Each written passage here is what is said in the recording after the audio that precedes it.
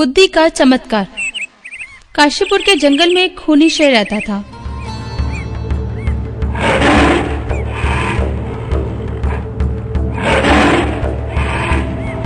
वे आते जाते मुसाफिरों को मारकर खा जाता था। जैसे जैसे लोगों को पता चलता गया कि इस जंगल में नरभक्षी शेर रहता है, उन्होंने वहां से आना जाना बंद कर दिया। अब शेर को मानव जाति का मांस खाने को ना मिलता। फलस्वरूप उसने जंगल के जानवरों को मारना शुरू कर दिया। जंगली जानवरों का जीवन अनिश्चित हो गया। अब कोई नहीं जानता था कि कब उसका जीवन समाप्त हो जाए, कब वह खूनी शेर का शिकार बन जाए।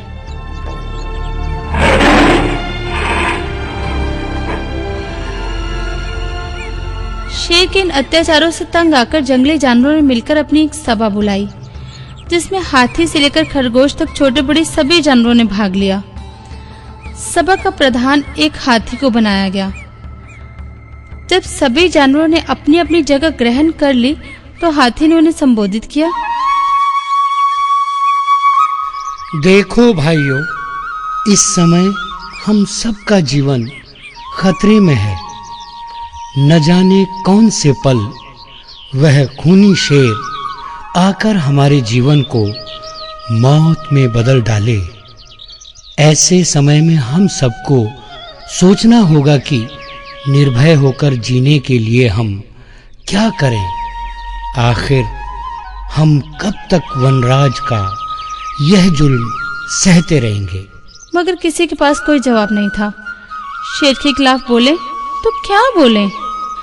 तभी एक मोर मंच पर पहुंचा और सभापति हाथी का अभिवादन करके बोला, सभापति महोदय एवं भाई बंधुओं, मेरे पास एक सुझाव है जिससे हमें अपने अपने मरने का दिन ज्ञात हो सकता है। यदि मेरा सोचा पूरा हो जाता है तो हम मृत्यु के दिन तक निर्भय होकर जी सकते हैं। वह कैसे? हाथी ने पूछा। क्या सोचा है तुमने? सारे जानवरों की आंखों में आशा की झलक चमकने लगी थी। देखो भाइयों, हम में से 5 लोग इकट्ठे होकर जंगल के राजा के पास जाएंगे। हम उनसे यही प्रार्थना करेंगे कि आप अपनी गुफा में ही आराम से बैठे रहा करें। आपके भोजन के लिए हम में से एक जानवर हर रोज आपके पास आ जाया करेगा। इस प्रकार आपको भोजन मिलता रहेगा और हमें भी अपनी मौत का दिन याद रहेगा और हम सब चैन से रहेंगे। न हमें मरने का भय सताएगा और न वनराज को भूख।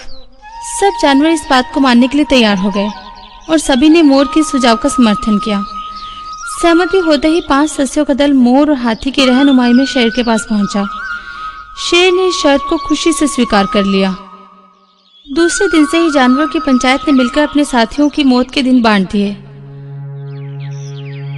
अब हर रोज एक जानवर शेर की गुफा की ओर चल पड़ता। बाकी बच्चे अपनी मृत्यु के इंतजार में दिन गिनते रहते। एक दिन एक गरीब खरगोश की बारी आई। सभी जानवरों को यह देखकर बड़ा आश्चर्य हुआ कि खरगोश जरा भी चिंतित नहीं था, ना ही उसके चेहरे पर उदासी नजर आ रही थी। वह हंसता हुआ खुशी खुशी अपने मित्रों और परिजनों से विदा लेकर जा रहा था, जैसे किसी विवाह शादी में जा रहा हो।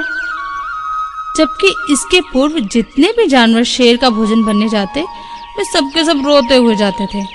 उस खरगोश की पत्नी और 2 बच्चे भले ही उसे जाते देखकर रो रहे थे, मगर वह खरगोश जरा भी विचलित नहीं था। दरअसल वह खरगोश भी मरना नहीं चाहता था।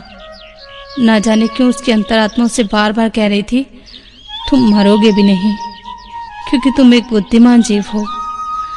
तुम छोटी आयु से साधु संतों तथा ज्ञानियों के पास बैठते रहे हो। वहां से तुम्हें इतना ज्ञान मिल चुका है कि तुम मौत से भी लड़ सकते हो। उसी ज्ञान की शक्ति से उसे ये प्रेरणा प्राप्त हो रही थी कि तुम मरोगे नहीं। यदि तुम अपनी बुद्धि से काम लोगे तो मौत से बच जाओगे।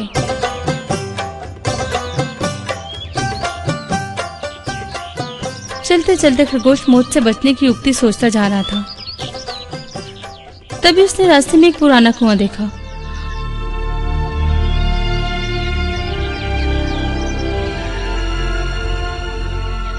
उसने उस कुएं के अंदर झांककर देखा कि देखूं इसमें पानी भी है या नहीं है। उसने नीचे जाकर देखा तो उसमें पानी के अंदर उसे एक खरगोश भी नजर आया जो उसकी अपनी ही छाया थी। खरगोश उसे देखकर हंस दिया। फिर थोड़ी देर तक सोचता रहा। शेर के पास पहुंचते पहुंचते उसे काफी देर हो गई।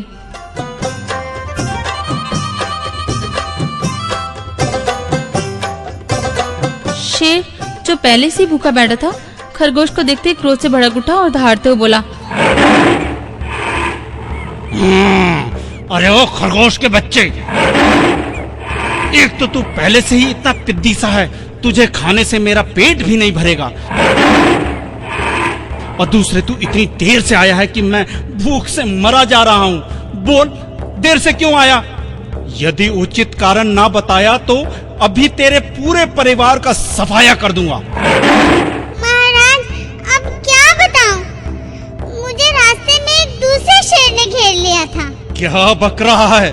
इस जंगल में हमारे सिवा और कोई शेर है ही नहीं। मैं सच कह रहा हूँ, एक शेर और है, उसने मुझे घेर लिया।